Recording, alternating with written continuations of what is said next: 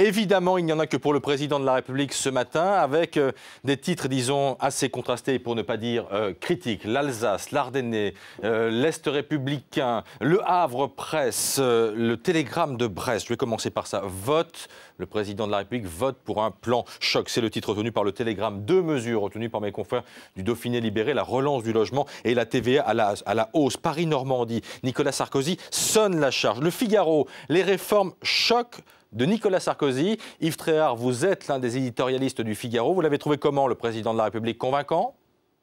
Écoutez, il sera convaincant pour ceux qui veulent bien être convaincus. Soit ces mesures qui sont assez techniques sont comprises et une majorité de Français estiment qu'elles sont propres à améliorer leur vie quotidienne, soit elles ne sont pas comprises parce qu'elles sont un peu compliquées, notamment l'histoire de l'augmentation de la TVA.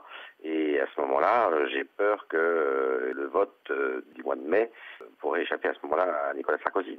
Des mesures et un programme, c'est le titre retenu ce matin par mes confrères du Parisien aujourd'hui en France. Un président perdu pour Libération. Vincent Giré, vous êtes le directeur adjoint de la rédaction de Libération. Vous l'avez trouvé comment, vous ?